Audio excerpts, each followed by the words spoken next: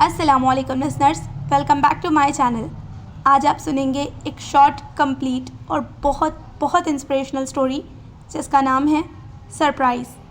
और ये कहानी बताती है कि कैसे इंसान अपनी ख्वाहिशात के हाथों न सिर्फ मजबूर होकर बल्कि अंधा होकर कैसे ख़ुद की ज़िंदगी को ख़ुद आग लगा देता है। ये कहानी है एक मोहब्बत करने वाले दिल की, ये कहानी है एक बेवफाई करने वाले दिल की, ये कहानी है सरप्राइज़ की। ज़िंदगी का सरप्राइज़, मोहब्बत का सरप्राइज़, बेवफाई का सरप्राइज़। तो चलिए स्टार्ट करते हैं। क्या नहीं था उसकी ज़िंदगी में?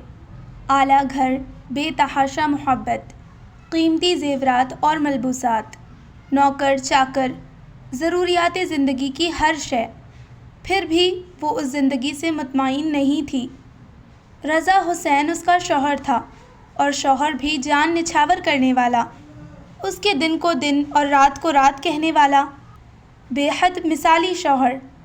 फिर भी वो उससे खुश नहीं थी, वो इस ज़िंदगी से ही खुश नहीं थी। और क्यों?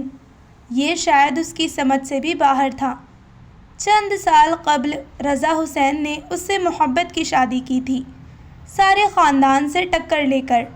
उस वक्त वो खुश थी, मगर अब जैसे जैसे इस रिश्ते पर मुनाफ़िक़त की गर्द पड़ती जा रही थी, उसका दिल इस रिश्ते से उचाट होता जा रहा था। वो दौलत जायदाद पर मरने वाली लड़की नहीं थी, ना ही शहाना ज़िंदगी से उसकी ज़ात पर कोई फ़र्क पड़ता था। उसके नज़दीक अगर कोई चीज़ अहम थी तो वो थी मोहब्बत। रज़ा हुसैन से भी उसे मोहब्बत ही हुई थी। वो अपने आप में रहने वाला एक खुश मिजाज नौजवान था। हरीम अपनी एक दोस्त की अयादत के लिए अस्पताल गई थी। वहाँ उसकी मुलाकात रज़ा हुसैन से हुई थी। रज़ा हुसैन उसकी दोस्त का इलाज कर रहा था, डॉक्टर था और हाल ही में वहाँ अपॉइंट हुआ था। देखने में वो खासा खुश शक्ल था। हरीम उसकी पेशेवराना महारत और अखलाक से बहुत मुतासिर हो गई थी। उसकी तारीफ़ ने उसे रज़ा हुसैन की तरफ माइल किया था। आने वाले दिनों में वो कई बार अपनी दोस्त से मिलने अस्पताल गई थी। तभी वो दोनों एक दूसरे के करीब आ गए थे।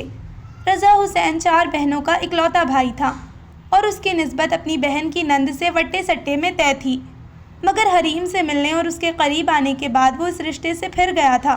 बकौल उसके, हरीम में कोई ऐसी कशिश थी जो उसे किसी और तरफ माइल ही नहीं होने देती थी। हरीम को उसका खुलूस और साफ़ सुथरी मोहब्बत अच्छी लगी थी, लिहाजा उसने भी उससे रवाबित और रस्म बढ़ाने में कोई आर महसूस ना की। उसके वालिदैन चूँकि बचपन में ही वफ़ात पा गए थे, कोई बहन भाई भी नहीं था, लिहाजा वो अपने रिश्ते की एक चची के यहाँ रह रही थी, जहाँ उसके लिए ज़िंदगी मौत से कहीं बदतर थी। उसे मुनासिब वक्त पर शादी करनी थी और किसी ऐसे ही शख्स से करनी थी जो उसकी ज़िंदगी को संवार देता। रज़ा हुसैन के साथ उसकी शादी के फ़ैसले को उसके चचा ने सराहा था, ताहम चची खुश नहीं थी। रज़ा के फैमिली बैकग्राउंड, अखलाक और शराफत को जांचने के बाद वो उन्हें अपनी बेटी के लिए ज़्यादा मुनासिब लगा था, मगर शौहर के दबाव की वजह से मजबूरन ये प्रपोज़ल हरीम के लिए कबूल करना पड़ा था। हरीम जान गई थी कि वो दोबारा ज़िंदगी में कभी उस घर में इस हैसियत से नहीं रह सकेगी जिस हैसियत से वो रहती आई थी। रज़ा हुसैन से शादी के इब्तदाई दिन बहुत खुशगवार बसर हुए थे। वो जहाँ पैर धरती वहाँ वो अपनी पलकें बिछा देता। ताहम वक्त गुजरने के साथ साथ उसे यूँ महसूस होने लगा जैसे रज़ा हुसैन उससे मुखलिस नहीं है। दोनों के ताल्लुक़ में वो गर्मजोशी भी मकफूद थी जो कि होनी चाहिए थी। वो जिंदा दिल लड़की थी, उसे हर वक्त अटखेलियाँ अच्छी लगती थीं, हंसना बोलना अच्छा लगता था। जबकि रज़ा ठहरे पानियों जैसा शख्स था जिसे अपने पेशे से बेहद मोहब्बत थी। उसका कहना और मानना था कि मोहब्बत हर वक्त इजहार की मोहताज नहीं है, उसकी दिलकशी दिल के ताक़चे में मुक़ीद रहने से भी बढ़ती है। उस वक्त जब आप अपने महबूब को किसी किस्म की शिकायत का मौका ना दो। दोनों के मुतज़ाद ख़यालात और मशागिल ने हरीम को इस रिश्ते से बददिल कर दिया था। उसे भी अपने हुस्न के सहर को बरकरार रखना था, लिहाजा अभी माँ बनने के मर्तबे पर फायज़ होना भी नहीं चाहती थी। रफ्ता रफ्ता उसने घर के कामों से भी हाथ खींच लिया, ताहम रज़ा ने उसका बुरा नहीं माना। वो उसे मुकम्मल आज़ादी और चाहत के साथ खुश रखना चाहता था कि वो लड़की उसके दिल में बहुत आला मुकाम पर फायज़ थी। उन्हीं दिनों हरीम के सेल पर रॉन्ग कॉल्स का सिलसिला बढ़ गया था। उसने चेक किया तो पता चला कि वो गलती से अपना नंबर अपने फ़ेसबुक अकाउंट पर लिख बैठी थी और ये तंग करने वाले लोग वही थे تب پہلی فرصت میں اس نے اپنا موبائل نمبر تبدیل کیا تھا۔ رضا جانتا تھا کہ وہ نیٹ استعمال کرتی ہے، مگر پھر بھی اس نے اس پر کوئی پابندی نہیں لگائی تھی کہ اس کی محبت ایسی ہی فیاض تھی۔ شادی کا 1 سال جیسے تیسے گزر گیا تھا۔ حریم سے محبت کے ساتھ ساتھ رضا حسین کی مصروفیات اور ذمہ داریاں بھی بڑھتی گئی تھیں، تاہم اپنے فرائض سے وہ کبھی ایک پل کے لیے غافل نہیں ہوا تھا۔ اس کی چاروں بہنیں اپنے اپنے گھر میں آباد ہو چکی تھیں، اب صرف بوڑھے ماں باپ کا ساتھ تھا، اور اس کی یہ کوشش ہوتی تھی کہ وہ ان کے ساتھ بھی کوئی زیادتی نہ ہونے دے، تاہم حریم کی ان دونوں کے ساتھ نہیں بنتی تھی۔ شروع سے ہی اس کے دل میں یہ پھانس چبھی ہوئی تھی کہ وہ لوگ اسے اکلوتی بہو کی حیثیت سے قبول کرنے کو تیار نہیں تھے۔ جس بہن کی نند کے ساتھ رضا منسوب تھا، وہ بھی اسے ایک آنکھ نہیں بھاتی تھی، لہٰذا آئے روز گھر میں کوئی نہ کوئی ڈرامہ لگا ہی رہتا تھا۔ انہی دنوں حریم کی فیس بک آئی ڈی میں ایک نیا لڑکا عمار شامل ہوا۔ اس کی طرح وہ بھی خوش مزاج تھا اور قدرے کھلنڈرے جذبات کا مالک تھا۔ حریم نے شروع میں اسے کوئی خاص لفٹ نہیں کروائی تھی، تاہم رفتہ رفتہ وہ جیسے اس کے پیچھے ہاتھ دھو کر پڑ گیا تھا۔ اس کی یہی شدت حریم کو اچھی لگی تھی۔ وہ واقعی ویسا ہی تھا جیسا وہ چاہتی تھی۔ اس نے سوچا تھا وہ فیس بک چھوڑ دے گی، مگر عمار نامی اس شخص سے دوستی کے بعد اس نے اپنا ارادہ بدل لیا۔ اب صبح شام سوائے فیس بک کے اسے اور کوئی کام نہیں ہوتا تھا۔ عمار نے اسے بتایا تھا کہ اس کی صرف ایک بہن ہے جو اس سے بڑی ہے، اور اس کی ابھی شادی نہیں ہوئی، باپ حیات نہیں ہے، تاہم ماں ہے۔ حریم کو اس کے گھر والوں کے بارے میں جان کر بہت اچھا لگا تھا۔ سب سے اہم بات یہ تھی کہ وہ اس سے جھوٹ نہیں بولتا تھا۔ اس کی سچائی اور محبت کی شدت دیکھتے ہوئے حریم نے بہت مشکل سے اسے اپنے بارے میں سب کچھ سچ سچ بتانے کا فیصلہ کیا تھا، اور اس وقت اس کی خوشی کی انتہا نہ رہی جب اس کے بارے میں سچائی جان کر بھی عمار نے اس سے تعلق ختم نہ کیا، البتہ اس کی ہمدردی مزید بڑھ گئی۔ حریم نے اپنی ازدواجی زندگی کی ہر بات اسے بتا دی تھی، یہ بھی کہ وہ ڈاکٹر رضا سے شادی کے بعد اپنے فیصلے سے مطمئن نہیں ہے۔ شاید رضا حسین وہ شخص ہی نہیں جو اس نے خدا سے مانگا اور چاہا تھا۔ تب عمار نے اسے مشورہ دیا کہ وہ اپنی زندگی مزید برباد مت کرے۔ اگر وہ رضا حسین کے ساتھ خوش نہیں ہے تو اسے ابھی اپنے لیے کچھ بہتر سوچ لینا چاہیے، اور تب اس نے عمار سے مدد کی درخواست کی تھی۔ وہ جاننا چاہتی تھی کہ رضا حسین کی اس درجہ مصروفیت کا باعث کیا ہے کہ اس کے پاس اسے گھمانے پھرانے اور اس کی مدح سرائی کرنے کا وقت ہی نہیں ہے۔ عمار نے اس سے کہا تھا کہ وہ اس کی مدد کرے گا، ساتھ ہی اس نے اسے تسلی بھی دی تھی کہ اس کی مدح سرائی کے لیے وہ اکیلا ہی کافی ہے، اسے اپنے شوہر کی بے پرواہی پر کڑنے کی ضرورت نہیں۔ اگلے 2 ماہ میں عمار کے توسط سے بہت سی باتیں اس کے علم میں آئیں، اور ان سب میں سب سے تکلیف دہ بات رضا حسین کا اس سے فیئر نہ ہونا تھا۔ اس روز وہ بہت روئی تھی، تاہم اس نے رضا حسین پر کچھ بھی ظاہر نہیں ہونے دیا تھا۔ رفتہ رفتہ اس کے مزاج میں تبدیلی آنے لگی تھی۔ پہلے وہ رضا کے قریب رہنے کے بہانے ڈھونڈتی، اور اب اس کی قربت سے وہ بھاگتی تھی۔ وہ سمجھ نہیں پا رہا تھا کہ اسے ہوتا کیا جا رہا ہے۔ صرف اس کی خوشی کے لیے اس نے اپنی مصروفیات بھی کم کر دی تھی، مگر وہ پھر بھی خوش نہیں تھی۔ اب تو اس نے علیحدہ گھر کا مطالبہ بھی کر دیا تھا۔ رضا اس کی ہر بدتمیزی خاموشی سے سہ جاتا تھا، مگر یہ مطالبہ ماننا اس کے لیے اظہر شرمندگی کا باعث تھا۔ یہی وجہ تھی کہ اس نے بہت پیار سے اسے اس مسئلے پر سمجھانے کی کوشش کی تھی، مگر وہ نہیں مانی، تو اس نے اسے اس کے حال پر چھوڑ دیا۔ حریم شاید یہی چاہتی تھی۔ دونوں کے بیچ بات چیت بند ہو گئی تھی۔ اس نے اپنا کمرہ بھی رضا سے الگ کر لیا تھا، اس کے تمام کام بھی ملازمہ پر ڈال دیے تھے۔ وہ اس کی ان حرکتوں سے کتنا ہرٹ ہو رہا تھا اسے پرواہ نہیں تھی۔ عمار اب اس سے ملنے لگا تھا۔ وہ شخص اپنی باتوں اور لفظوں میں جتنا خوبصورت تھا، حقیقت میں بھی اس سے کہیں زیادہ خوبصورت تھا۔ حریم کو حیرت ہوتی تھی کہ اتنا خوبصورت، مالدار ہونے کے باوجود وہ اس جیسی بظاہر عام سی لڑکی کو کتنی اہمیت دے رہا تھا، کیسے ہر بات میں اس کی تعریف کرتا تھا، اس کا خیال رکھتا تھا، اسے پیار دیتا۔ وہ اپنے نصیب پر جتنا بھی رشک کرتی کم تھا۔ اس روز موسم بہت سرد تھا۔ صبح ہسپتال کے لیے جاتے ہوئے رضا نے اسے منانے کی کوشش کی تھی، مگر اس نے اس کی کوشش کو کامیاب نہیں ہونے دیا۔ اگر وہ اس سے صلح کر لیتی تو پھر الگ کمرے میں کیسے رہتی؟ ساری رات جاگ کر اپنے محبوب سے اس کی من پسند باتیں کیسے کرتی؟ رضا مایوس لوٹ گیا تھا۔ پچھلے 1 ہفتے سے اس کی نیند اور خوراک متاثر ہو رہی تھی۔ اس کی ماں نے اسے کہہ دیا تھا کہ وہ حریم کی بات مان لے، وہ دونوں بوڑھے میاں بیوی اکیلے رہ لیں گے، مگر وہ نہیں مانا تھا۔ اسے یقین تھا کہ حریم کا غصہ ڈھل جائے گا اور وہ اس کی بات مان لے گی۔ رضا کے ہسپتال جانے کے بعد وہ اپنی ساس کے منع کرنے کے باوجود عمار سے ملنے چلی گئی تھی۔ موسم خوبصورت اور سرد تھا۔ مگر من پسند ہم سفر کے ساتھ نے اس کا حسن مزید دوبالا کر دیا تھا۔ صرف اس کی فرمائش پر عمار نے اسے پورا شہر گھمایا تھا۔ اب شام ڈھلنے لگی تھی۔ واپسی کے سفر میں اس نے اس سے پوچھا تھا، عمار، آج نہیں تو کل تمہاری شادی ہو جائے گی۔ ممکن ہے جو لڑکی تمہاری بیوی کی حیثیت سے تمہاری زندگی میں آئے تم اسے مجھ سے بھی زیادہ چاہنے لگو۔ اگر ایسا ہوا تو کیا تم مجھے بھول جاؤ گے؟ نہیں، میں شادی نہیں کروں گا۔ گھر والوں نے مجبور کیا تب بھی نہیں؟ نہیں، مجھے کوئی مجبور نہیں کر سکتا۔ اچھا، اگر میری شادی نہ ہوئی ہوتی تو کیا تم مجھ سے شادی کر لیتے؟ شادی ہو گئی تو کیا ہوا؟ میں تم سے محبت کرتا ہوں، یہ تم اچھی طرح جانتی ہو۔ مکمل توجہ ڈرائیونگ پر مرکوز کیے اس نے سنجیدگی سے جواب دیا تھا۔ حریم کے دل پر ہلکی ہلکی پھوار پڑنے لگی۔ فرتے جذبات میں اس نے عمار کا بایاں بازو اپنے بازو کے حصار میں لیتے ہوئے اپنا سر اس کے شانے پر ٹکا دیا تھا۔ میں تمہیں پانا چاہتی ہوں عمار، ہمیشہ ہمیشہ کے لیے۔ اگر کوئی اور لڑکی تمہاری زندگی میں آئی تو میں مر جاؤں گی۔ آج ایسا کہا ہے، آئندہ کبھی مت کہنا، نہیں تو میں تم سے بات نہیں کروں گا۔ ٹھیک ہے، نہیں کہتی، مگر کیا تم مجھ سے شادی کر سکتے ہو؟ ہاں، کر سکتا ہوں، مگر میں کسی کا دل نہیں دکھا سکتا حریم۔ تمہارا شوہر جو تم سے محبت کا دعوے دار بھی ہے، اس کا کیا ہوگا؟ وہ میرا شوہر ہے، مگر مجھ سے مخلص نہیں ہے، اور جو شخص مجھ سے مخلص نہیں، میں اس کے ساتھ رہوں یا اسے چھوڑ دوں، کیا فرق پڑتا ہے؟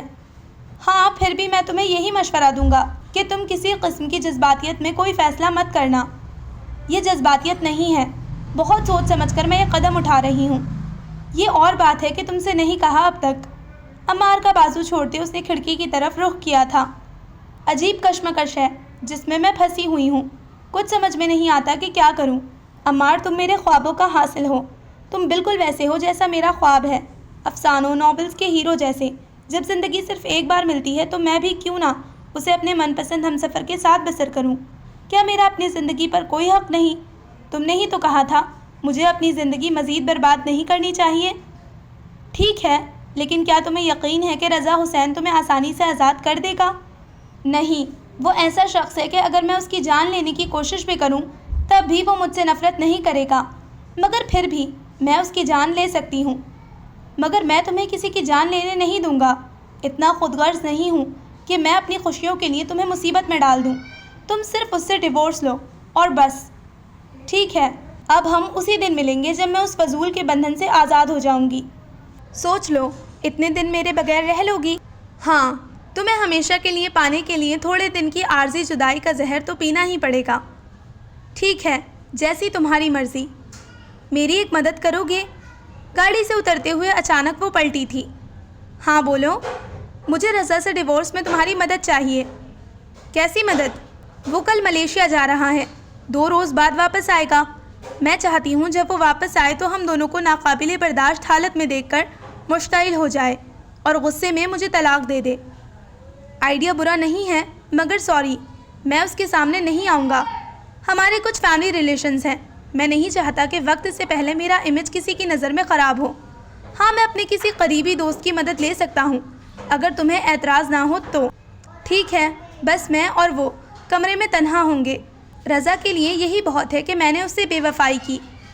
اوکے، اللہ نے چاہا تو ویسا ہی ہوگا جیسا تم چاہتی ہو۔ Thank you Ammar, I love you so much, سرشاری سے کہتی وہ اس کی گاڑی سے نکل آئی تھی۔ اگلی صبح رضا ملیشیا جا رہا تھا۔ 5 بجے اس کی فلائٹ تھی۔ وہ 3 بجے ہی بیدار ہو گیا تھا۔ حریم ابھی سو رہی تھی۔ اس نے اسے ڈسٹرب کیے بغیر وضو کیا، تہجد کی نماز پڑھی اور کمرے سے نکل گیا۔ اپنی تیاری اس نے کل رات ہی مکمل کر لی تھی۔ والدین سے ملنے کے بعد وہ کمرے میں آیا تھا۔ حریم جاگتے ہوئے بھی سوتی بن رہی تھی۔ وہ ڈریسنگ روم میں گھس گیا۔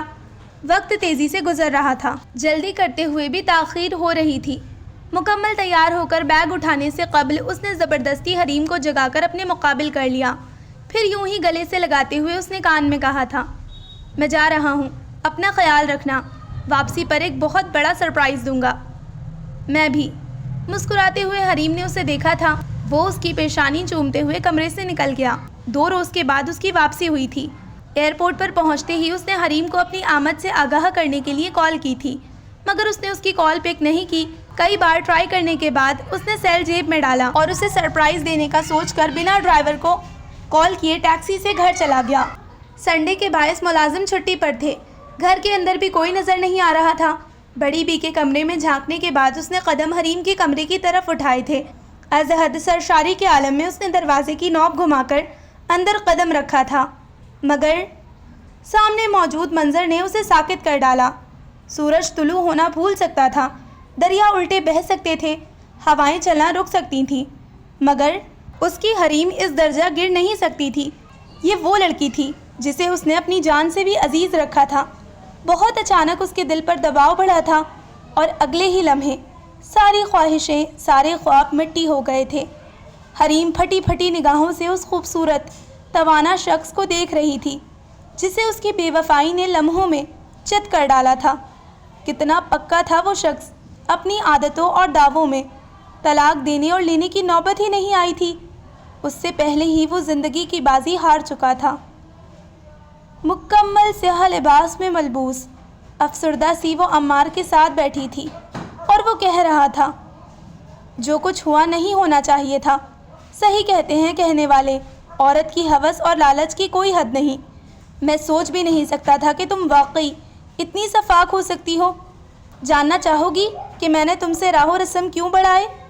خود کو تمہاری پسند کے سانچے میں ڈھال کر تمہیں اس شخص سے علیحدہ کیوں کرنا چاہا؟ وہ چیخ رہا تھا اور حریم بالکل ساکت بیٹھی خاموش نگاہوں سے اسے دیکھ رہی تھی۔ منگیتر تھا وہ میری بہن کا، بچپن کا منگیتر، اور میں اس کی بہن سے منسوب تھا، اس بہن سے جو میرا پہلا خواب تھی، پہلی محبت، پہلا عشق تھی۔ صرف تمہاری وجہ سے نہ میری بہن کی شادی ہو سکی اور نہ میں غیرت میں اپنی محبت کو پا سکا۔ سوچا تھا رضا کی جان تم سے چھڑوا کر اپنی بدنصیب بہن کا گھر آباد کر دوں گا، مگر سارے پلان کا بیڑا غرق کر دیا تم نے۔ اب جاؤ اور کسی ریل کی پٹری پر سر رکھ کر مر جاؤ۔ ہمیشہ پھول برسانے والے لب اس وقت سنگ باری کر رہے تھے۔ حریم لہو لہان ہوتی روح کے ساتھ گنگ سی بیٹھی تھی۔ وہ اٹھا تھا اور اس پر 2 حروف بھیجتے ہوئے مخالف سمت میں چل پڑا تھا۔ حریم دھول ہوتی نگاہوں میں چبھن محسوس کرتی ہوئی دیر تلک اسے دیکھتی رہی۔ ابھی اس نے عمار کو یہ تو بتایا ہی نہیں تھا کہ رضا نے صرف اس کی خوشی کے لیے اس کی ضد سے ہار مانتے ہوئے نہ صرف علیحدہ رہنے کا فیصلہ کر لیا تھا، بلکہ وہ گھر بھی اس کے نام کر دیا تھا۔ بڑی بی کے آنسو رکنے کا نام نہیں لیتے تھے۔ بڑے میاں کی آنکھوں کی ویرانی اور نفرت اس کا وجود چھیدتی تھی۔ کیا زندگی کبھی ایسا دھوکہ بھی دیتی ہے؟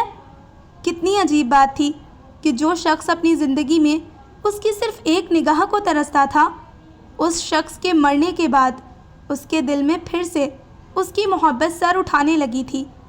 سورج اب ڈھل رہا تھا۔ اس نے ایک نظر سر اٹھا کر اوپر گدلے آسمان کی طرف دیکھا، پھر شکستگی سے اٹھ کھڑی ہوئی۔ ایک ایک قدم پر رضا حسین کی ایک ایک یاد اس کا دامن پکڑ رہی تھی۔ شہر سے کافی دور آ کر وہ ریل کی پٹری پر بیٹھ گئی تھی۔ ایک سرپرائز اس نے رضا حسین کو دیا تھا، جواب میں ایک سرپرائز رضا حسین اسے دے کر چلا گیا تھا۔ ابھی تھوڑی دیر قبل ایک سرپرائز اسے عمار سے ملا تھا، اور اب ایک سرپرائز اسے زندگی کو دینا تھا کہ اندھی خواہشات کی بھیٹ چڑھنے والوں کے ساتھ تقدیر عموماً ایسے ہی کھیل کھیلا کرتی ہے۔ مجھ سے مخلص تھا، ناواقف میرے جذبات سے تھا، اس کا رشتہ تو فقط اپنے مفادات سے تھا۔ اب جو بچھڑا ہے تو کیا روئیں جدائی پہ تیری، یہ اندیشہ تو ہمیں پہلی ملاقات سے تھا۔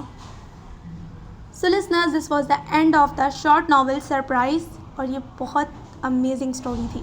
اس میں دیا گیا یہ سبق کہ انسان کی بے وجہ کی لامحدود خواہشات اسے اپنی ہی زندگی میں آگ لگانے کا ہنر کیسے خود بخود سکھا دیتی ہیں۔ مجھے امید ہے کہ آپ کو بھی یہ انسپریشنل سی شارٹ سٹوری پسند آئی ہوگی۔ انشاءاللہ جلد ملتے ہیں کسی نئے ناول کے ساتھ۔ تب تک اپنا خیال رکھیں، دعاؤں میں یاد رکھیں۔ اللہ حافظ۔